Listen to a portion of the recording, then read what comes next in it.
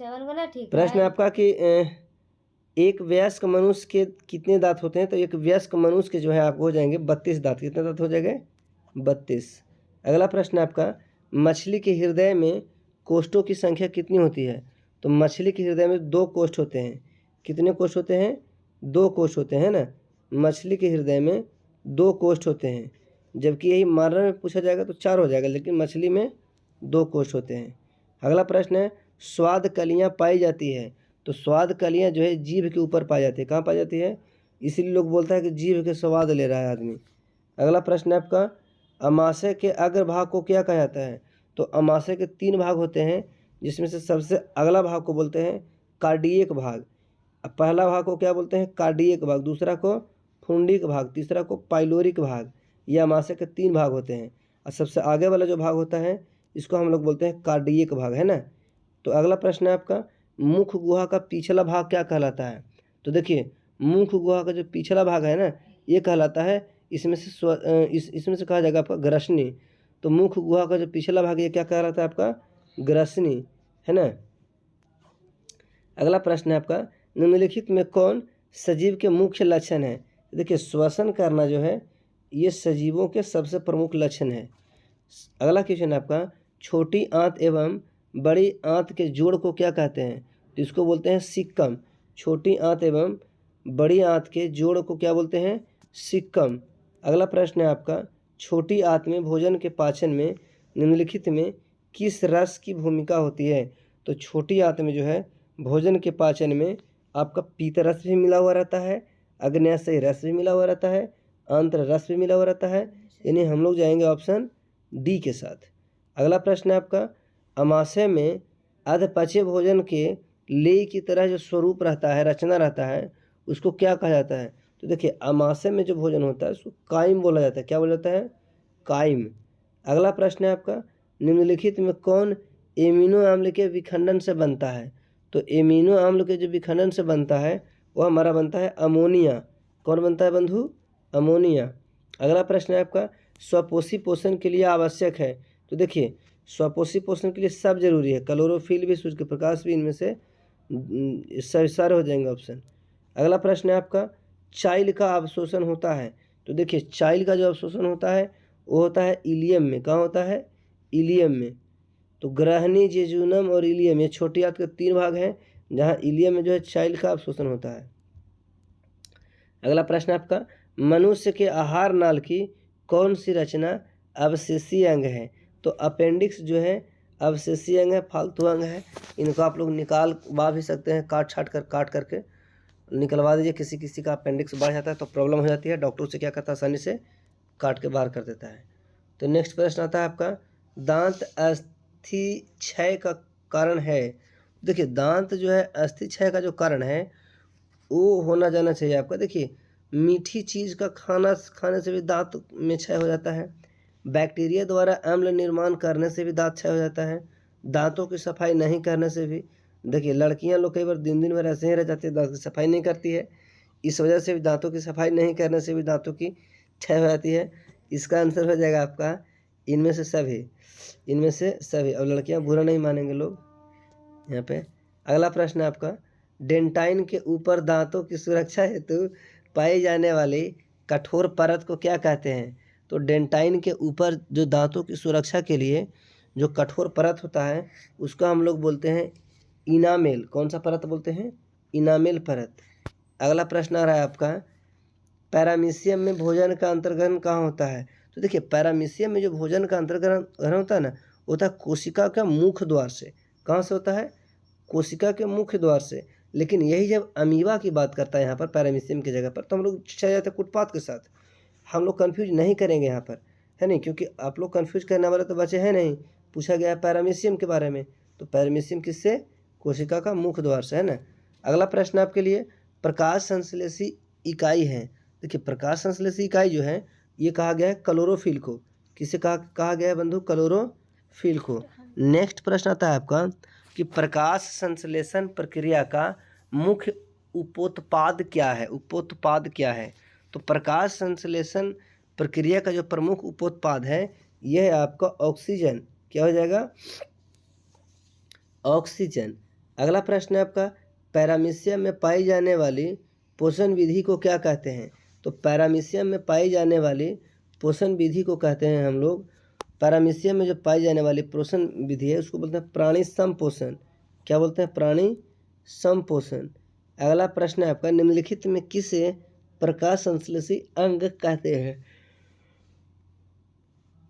ये प्रश्न जो है बहुत बार आए हैं हम लोग को, तो इसमें क्वेश्चन जो पूछा गया कि निम्नलिखित में किसे प्रकाश संश्लेषी अंग कहते हैं, तो ये कहते हैं पत्तियों को। और अगला प्रश्न है आपका, निम्नलिखित में जठर ग्रंथि जो है कौन सी कोशिका हाइड्रोक्लोरिक अम्ल के स्राव करती है? तो ये कहती है, जठर ग्रंथियाँ करती है आपका भीतीय कोशिका का। किसकी? भीतीय कोशिका का।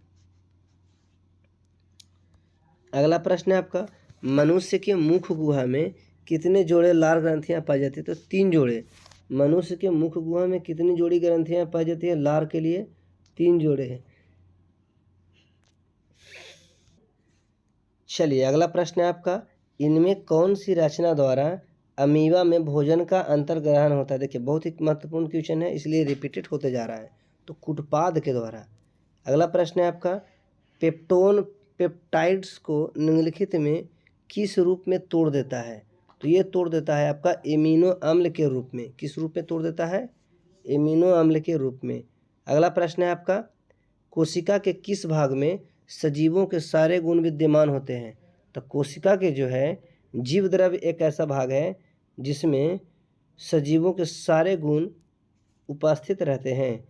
नेक्स्ट प्रश्न है आपका, निम्नलिखित में किस छिद्र द्वारा ग्रसनी ग्रास नली से जुड़ी होती है? तो ये ग्रसनी जो है ग्रास नली से जुड़ी होती है, वो होता है निगल के द्वार के द्वारा। किसके द्वारा? देखिए ग्रसनी ग्रास नली से खाने वाला द्वार है, खाने वाली नली है।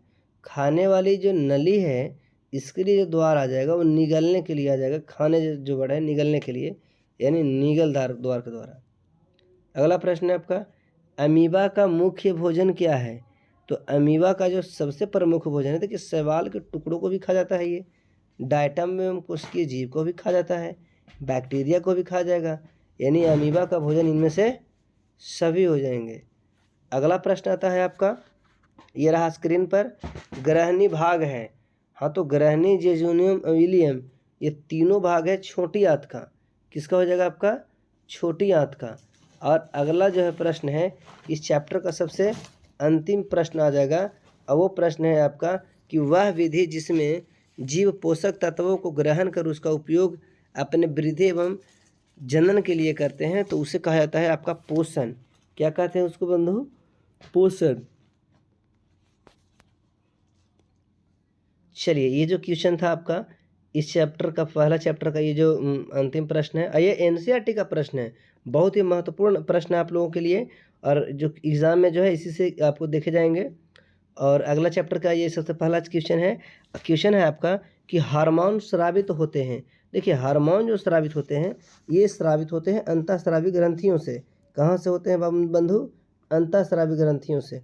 देखिए हमारे शरीर में जो ग्रंथियाँ हैं ना, ये जो ग्रंथियाँ हैं, ये ग्रंथियाँ होती है 2 प्रकार की। शरीर में जो ग्रंथियाँ होती है ये कितने प्रकार की होती हैं? 2 प्रकार की। एक होते हैं अंतःस्रावी ग्रंथियाँ, एक होते हैं बाह्य स्रावी ग्रंथियाँ, है ना। तो अंतःस्रावी ग्रंथियाँ जो होते हैं उससे जो निकलने वाले जो रसायन होते हैं ये शरीर के अंदर ही यूज हो जाते हैं, जैसे में हो गया हार्मोन वगैरह। लेकिन जो बाह्य स्रावी ग्रंथियाँ जो होती हैं, बाह्य स्रावी ग्रंथियों से जो निकलने वाले रसायन होते हैं ये शरीर से बाहर निकल जाते हैं, जैसे पसीना हो गया, थूक हो गया, बलगम हो गया, ये सब शरीर के बाहर निकल जाते हैं। जो शरीर से बाहर निकल जाते हैं उसको बोलते हैं बाह्य स्रावी ग्रंथियाँ। लेकिन यहाँ पूछा गया कि हार्मोन स्रावित होता है, तो हार्मोन तो हमारे शरीर के अंदर ही यूज हो जाता है, इसलिए ये निकलेंगे अंतःस्रावी ग्रंथियों से। कहाँ से निकलेंगे? अंतःस्रावी ग्रंथियों से। आप लोग जवाब जो है देते चलेंगे, आंसर देते चलेंगे कमेंट में। अगला प्रश्न है कि ग्वाइटर अथवा घेंघा जो पनपता है वो किसके कारण पनपता है? तो ये पनपता है आयोडीन की कमी से। अगला प्रश्न है आपका कि थायरोक्सिन जो हार्मोन है वो किस ग्रंथि से निकलता है? तो थायरोक्सिन अपने ही नाम जैसे ग्रंथि थायराइड ग्रंथि से निकलता है। अगला प्रश्न है आपका, मानव में डायलिसिस थैली किसे कहा गया है? तो नेफ्रॉन को जो है डायलिसिस थैली कहा गया है। अगला प्रश्न है आपका, भोजन का पचना किस प्रकार की अभिक्रिया है? भोजन का जो पचना है ये किस प्रकार की अभिक्रिया है? तो देखिए थी आपको जानकारी के लिए हम बता दें कि भोजन का पचना, श्वसन हो जाना, ये किसी प्रकार का जो है ये सब का सब उपचयन अभिक्रिया है। शरीर में होने वाली अभिक्रिया कौन सी अभिक्रिया होती है? मैक्सिमम उपचयन अभिक्रिया। इसका एक और नाम है ऑक्सीकरण। कौन सी अभिक्रिया नाम है इसका बाबू? ऑक्सीकरण अभिक्रिया है ना, इसका नाम मिल सकता है देखने के लिए, ऑक्सीकरण अभिक्रिया। अगला प्रश्न है आपका कि कौन सा पादप नियंत्रक फल बेचने वालों द्वारा उपयोग किया जाता है? चलिए नेक्स्ट प्रश्न आपका आता है कि कौन सा पादप नियंत्रक फल बेचने वालों द्वारा उपयोग किया जाता है? देखिए तो ये एथिलीन किया जाता है, इथाइलिन। कौन सा जो है? इथाइलिन जो है ये फल बेचने वालों के द्वारा प्रयोग किया जाता है फल को पकाने के लिए। अगला प्रश्न है आपका, वह संरचना जो उद्दीपन की पहचान कराती है वह क्या कहलाती है? देखिए तो उद्दीपन की पहचान करने वाली संरचना कहलाती है ग्राही। क्या कहलाती है आपका? ग्राही। अगला प्रश्न है आपका, निम्नलिखित में से कौन सी एक अंतःस्रावी और बाह्य स्रावी ग्रंथियां दो प्रकार की होती है? तो ये हो जाएगा आपका आंसर इसमें हो जाएगा अग्न्याशय। प्रश्न था कि निम्नलिखित में से कौन सी एक अंतःस्रावी और बाह्य स्रावी ग्रंथियां दो प्रकार की होती है? तो ये अग्न्याशय हो जाएगा इसका आंसर। क्या हो जाएगा आपका? अग्न्याशय।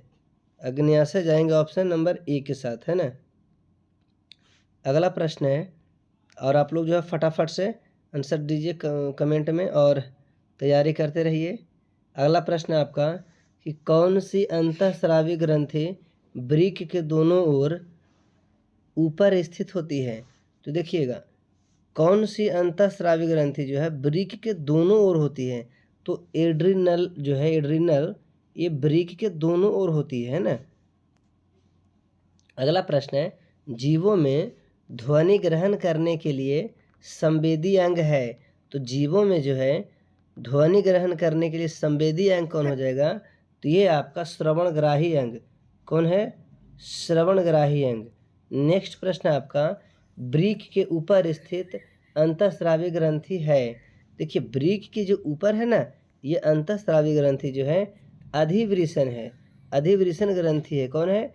अधिवृषण ग्रंथि है। इसी में जो है निर्माण होता है स्पर्म का। अगला प्रश्न है आपका कि अधिकतर पादप नियंत्रक उत्पन्न होते हैं।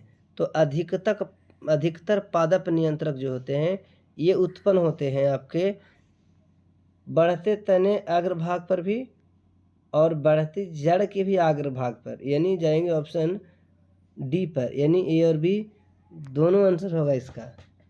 चलिए अगला प्रश्न आ रहा है आपका कि बीज रहित फलों को बनने को क्या कहते हैं? तो देखिए बीज रहित फलों के बनने की प्रक्रिया जो है ये कहलाता है अग्र प्रभाविकता। क्या कहलाता है? अग्र प्रभाविकता। अगला प्रश्न है आपका, निम्नलिखित में से कौन सा पादप हार्मोन है? अब ध्यान से देखेंगे, देखिए इंसुलिन जो है मनुष्य में बनने वाला हार्मोन है, थायरॉक्सिन थायराइड ग्रंथि से मनुष्य में बनने वाला हार्मोन है, एस्ट्रोजन जो है ये महिलाओं में बनता है, ये मनुष्य में है। तो साइटोकाइनिन जो है, साइटोकाइनिन जो है ये आपका हो जाएगा पादप हार्मोन। क्या हो जाएगा आपका? पादप हार्मोन, यानी आंसर हो जाएगा आपका ऑप्शन डी। नेक्स्ट प्रश्न आ रहा है आपका कि दो तंत्रिका कोशिका के मध्य को क्या बोलते हैं? तो सिनेप्स बोलते हैं। दो तंत्रिका कोशिका के मध्य खाली स्थान को सिनेटिक दरार, देखिए यहाँ पर दिया हुआ सिनेप्स बोलते हैं। क्या बोलते हैं इसको? सिनेप्स बोलते हैं, यानी हिंदी होगा इसका सिनेटिक दरार, जाएगा ऑप्शन बी के साथ। अगला प्रश्न है आपका, मस्तिष्क उत्तरदायी है किस चीज़ के लिए? तो देखिए मस्तिष्क जो है सोचने के लिए भी उत्तरदायी है, हृदय स्पंदन के लिए भी उत्तरदायी है, शरीर का संतुलन बनाए रखने के लिए भी उत्तरदायी है। यानी हमारा जो मनुष्य ये मस्तिष्क जो है सभी कामों के लिए उत्तरदायी है, उपयुक्त सभी। नेक्स्ट प्रश्न है आपका, बहुकोशिकीय जीवों में निम्न में से किस प्रकार का समन्वय पाया जाता है? तो बहुकोशिकीय जीवों में जो है निम्न में से किस प्रकार का समन्वय पाया जाता है? तो देखिएगा, इसमें पाया जाता है रासायनिक समन्वय भी और तंत्रिका समन्वय भी, यानी दोनों प्रकार के समन्वय पाया जाता है ना। अगला प्रश्न आ रहा है आपका, तंत्रिका कोशिकाएं कितने प्रकार की होती है?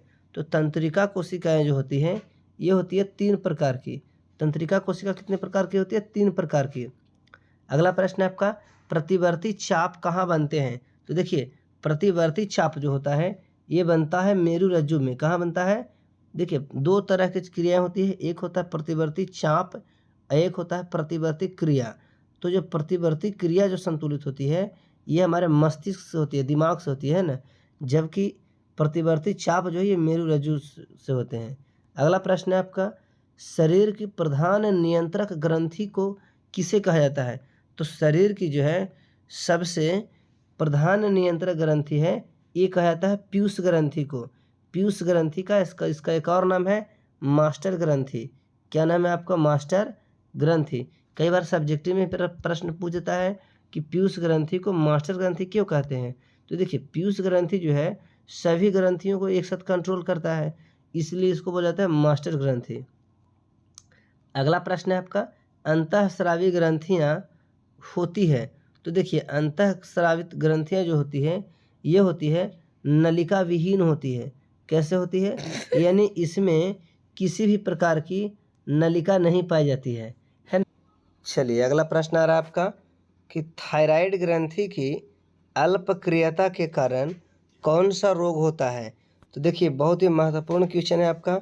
इनमें से सभी रोग हो जाता है थायराइड ग्रंथि की अल्प यानी थोड़ी क्रिया करने के कारण। अगला प्रश्न है आपका, अग्न्याशय द्वारा निम्न में से कौन सा हार्मोन स्रावित होता है? तो अग्न्याशय के द्वारा जो होता है ये इंसुलिन हार्मोन निकलता है। कभी कभी क्या होता है कि किसी व्यक्ति का जो अग्न्याशय है वो सही ढंग से काम ही नहीं कर पाता है, सही ढंग से क्या हो जाता है, काम नहीं करता है, तो उससे जो है इंसुलिन हार्मोन ठीक ढंग से नहीं निकलता है। इसी के कारण किसी व्यक्ति को जो है इंसुलिन की कमी हो जाती है, जिससे उसको हो जाता है शुगर की बीमारी। कौन सी बीमारी हो जाती है? शुगर की बीमारी, यानी चीनिया रोग हो जाता है ना। इसी को बोला जाता है, आपको एक रोग बोलते हैं कि इंसुलिन की कमी से कौन सी बीमारी होती है? तो शुगर की बीमारी। आपको जानकारी के लिए हम बताते चलें कि शुगर की बीमारी का ही एक और नाम है मधुमेह, जो आपके एग्ज़ाम में यही ऑप्शन में देता है मधुमेह, है ना, कि इंसुलिन की कमी से कौन सी बीमारी होती है? ये हो जाएगा आपका मधुमेह। अगला प्रश्न आता है आपका कि पत्तियों का मुरझाना किस पादप हार्मोन के कारण संभव हो पाता है? तो देखिए, पत्तियों का जो मुरझाना होता है ये होता है एब्सिसिक एसिड के कारण, यानी एब्सिसिक अम्ल के कारण पत्तियां मुरझा जाती है। अगला प्रश्न है, स्रावित होने वाले हार्मोन का समय और मात्रा किस क्रिया द्वारा नियंत्रण की जाती है? स्रावित होने वाले हार्मोन का जो समय है, यानी किस समय में कौन सा हार्मोन निकलेगा और कितनी मात्रा में निकलेगा, इसका कंट्रोल कौन करता है? तो ये होता है पुनर्भरण के द्वारा। कैसे होता है बंधु? पुनर्भरण के द्वारा। अगला प्रश्न है आपका जड़ का अधोगामी वृद्धि है। तो देखिए, जड़ का तो जो अधोगामी वृद्धि है ये होता है गुरुत्वानुवर्तन। कैसे होती है? गुरुत्वानुवर्तन के द्वारा होती है। अगला प्रश्न आता है आपका, पॉन्स मेडुला और अनुमस्तिष्क। पॉन्स मेडुला और अनुमस्तिष्क जो है ये किसका हिस्सा है? तो ये है आपका, देखिए, पॉन्स वैरोलाई हो गया, मेडुला हो गया, अनुमस्तिष्क का मतलब हो गया पीछे वाला मस्तिष्क। ये पाया जाता है पश्च मस्तिष्क में, यानी पीछे वाले जो मस्तिष्क का हिस्सा है वहाँ पर। अगला प्रश्न आता है आपका 31 नंबर कि निम्नलिखित में कौन सी अनैच्छिक क्रिया नहीं है? निम्न में जो है कौन सी अनैच्छिक क्रिया नहीं है? तो चबाना जो है ये आपका अनैच्छिक क्रिया नहीं है बल्कि ऐच्छिक क्रिया है। आप जब भी चाहेंगे जब चबा सकते हैं, चबाने का मन नहीं करे निगल जाइए, कौन दिक्कत है आपको। अगला प्रश्न है आपका कि अवटु ग्रंथि को थायरॉक्सिन हार्मोन निकालने के लिए कौन सा क्या आवश्यक है? तो देखिए, अवटु ग्रंथि जो है इसको थायरॉक्सिन हार्मोन निकालने के लिए जो होता है सोडियम की आवश्यकता होती है। किस चीज़ की? सोडियम की। अगला प्रश्न है आपका कि मस्तिष्क का कौन सा भाग शरीर की स्थिति तथा संतुलन का अनुसरण करता है? तो मस्तिष्क का जो है आपका अनुमस्तिष्क जो है ऐसा जो संतुलन और क्षरण का काम करता है। इसलिए देखिए कभी कभी आपको कहा जाता है, देखिए यहाँ पर क्वेश्चन क्या है कि कौन सा मस्तिष्क का जो भाग है वो बैलेंस करने का काम करता है, संतुलन करने का काम करता है। तो ये अनुमस्तिष्क है, यानी पीछे का दिमाग है।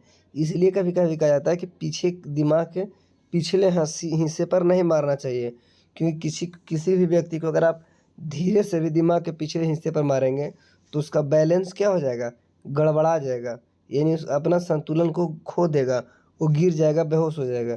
इसलिए कहा जाता है कि किसी भी व्यक्ति को या बच्चे को पीछे वाले हिस्से पे कभी मारना नहीं चाहिए, है ना। चलिए अगला प्रश्न है आपका, पादप हार्मोन साइटोकिनिन सहायक है। तो देखिए पादप हार्मोन जो साइटोकाइनिन है ये आपको सहायक होता है प्ररोह के अग्रभाग की लंबाई में वृद्धि करने के लिए, लंबाई में वृद्धि करने के लिए। अगला प्रश्न है आपका कि अनुकुंचन गति किस पौधे पर प्रभावित की जाती है? तो अनुकुंचन जो गति है ये आपको छुई मुई पौधा पर जो है प्रभावित की जाती है। किस पौधे पर? छुई मुई पौधे पर। अगला प्रश्न है आपका कि वृक्क किस तंत्र का भाग है? तो वृक्क जो है आपका ये उत्सर्जन तंत्र का भाग है। किसका भाग है? उत्सर्जन तंत्र का, है ना। चलिए नेक्स्ट प्रश्न है आपका, इंसुलिन की कमी से कौन सा रोग होता है? तो इंसुलिन की कमी से जो रोग होता है वो है मधुमेह रोग। कौन सा रोग होता है बंधु? मधुमेह रोग। नेक्स्ट क्वेश्चन है आपका कि खोपड़ी के अग्र सिरे पर स्थित न्यूरॉन को शरीर के विभिन्न भागों से प्राप्त होता है। तो देखिए खोपड़ी के अग्र सिरे पर जो स्थित होता है न्यूरॉन, उस शरीर के विभिन्न भागों से क्या प्राप्त करता है? तो ये संकेत प्राप्त करता है। क्या प्राप्त करता है? संकेत, और मस्तिष्क तक पहुंचा देता है। अगला क्वेश्चन है कि आबटू ग्रंथि को थायराइड हार्मोन बनाने के लिए आवश्यक है। तो आबटू ग्रंथि जो है बिना आयोडीन के तो थायरॉक्सिन हार्मोन बना ही नहीं सकता, यानी आयोडीन की आवश्यकता है। अगला प्रश्न आपका, लीडिंग कोशिकाएं कहाँ मिलती है? तो लीडिंग कोशिकाएं जो है ये हमारे वृषण में मिलती है। कहाँ मिलती है? वृषण में। अगला प्रश्न है आपका, ऑक्जिन पादप हार्मोन पौधों की किस क्रिया में सहायता करता है? तो ऑक्जिन पादप हार्मोन जो है ये पौधों के वृद्धि में सहायता करता है। अगला प्रश्न है आपका, तंत्रिका तंत्र भाग है किस चीज़ का? तो ये जो तंत्रिका तंत्र जो है ये आपके इनमें से सभी का भाग है। अगला प्रश्न आ रहा है आपका कि एस्ट्रोजन, प्रोस्टेस्टेरोन एवं रिलैक्सिन हार्मोन स्रावित होता है कहाँ से? तो ये जो स्रावित होता है आपका ये महिलाओं के अंडाशय से स्रावित होता है। देखिए एस्ट्रोजन, एक वर्ड होता है एंड्रोजन। अगर एंड्रोजन रहेगा तो ये पुरुषों में पाया जाता है। एंड्रोजन कहाँ पाया जाता है? एंड्रोजन पुरुषों में। जबकि यहाँ प्रश्न दिया गया है वो दिया गया है एस्ट्रोजन। क्या दिया गया है? एस्ट्रोजन। तो एस्ट्रोजन जो है ये महिलाओं में पाया जाता है ना। तो एस्ट्रोजन, प्रोस्टेस्टेरोन, रिलैक्सिन हार्मोन जो होता है ये अंडाशय से बनता है। कहाँ से बनता है? अंडाशय से। और अगला प्रश्न आपका आ रहा है इसमें कि निम्न में कौन पादप हार्मोन है? तो निम्न में कौन निम्न में कौन मादा जनन हार्मोन है? तो देखिए अभी आपको बताएगा कि प्रोजेस्टेरोन ये भी मादा जनन हार्मोन है, एस्ट्रोजन ये भी मादा जनन हार्मोन है, और एस्ट्रडियोल जो है ये भी मादा जनन हार्मोन है। इनमें से सभी हो जाएगा आपका ऑप्शन। अगला प्रश्न है कि कुछ जानवर जुगाली करते हैं। कुछ जानवर क्या करते हैं? जुगाली करते हैं। देखिए कोई भी जानवर जो होता है वो भोजन को पचाने के लिए क्या करता है? जुगाली करता है। अगला प्रश्न है कि रुधिर दाब तथा हृदय स्पंदन किस हार्मोन के द्वारा बढ़ता है? तो रुधिर दाब जो है और हृदय स्पंदन जो है वो एड्रेनलिन के द्वारा बढ़ता है। कैसे बढ़ता है? एड्रेनलिन के द्वारा। अगला प्रश्न आपका, हमारे शरीर में विभिन्न जैविक कार्यों का नियंत्रण होता है। तो हमारे शरीर में जो है विभिन्न जैविक कार्यों का जो नियंत्रण होता है वो होता है तंत्रिकी एवं रसायनों के द्वारा। तंत्रिका एवं रसायनों को द्वारा। अगला प्रश्न है आपका, एब्सिसिक एसिड यानी एब्सिसिक अम्ल किस तरह का रसायन है? तो एब्सिसिक एसिड जो है आपका, वो आपका वृद्धि रोधक की तरह काम करता है। कैसे काम करता है? वृद्धि रोधक की तरह। अगला प्रश्न है आपका, बीज रहित पौधों के उत्पादन में सहायक होते हैं। तो देखिए, बीज रहित पौधों के उत्पादन में जो है ऑक्सीजन एवं जिबरेलिन दोनों सहायक होते हैं। ऑक्सीजन एवं जिबरेलिन दोनों सहायक होते हैं। अगला प्रश्न आ रहा है आपका, इनमें कौन फल पकाने के लिए प्रयुक्त होता है? तो देखिए, फल पकाने के लिए जो है आपका कौन सा है? तो जिबरेलिन्स हार्मोन जो है ये आपको फल पकाने के लिए प्रयुक्त होता है। देखिए, दूसरा चैप्टर का 50 प्रश्न था और ये 50 प्रश्न आपके समाप्त हो चुके हैं। तो अब हम बात करेंगे नेक्स्ट वीडियो में, और आप बताइए कि कितने प्रश्न आपके सही हुए, कमेंट में जवाब जरूर दीजिएगा। धन्यवाद।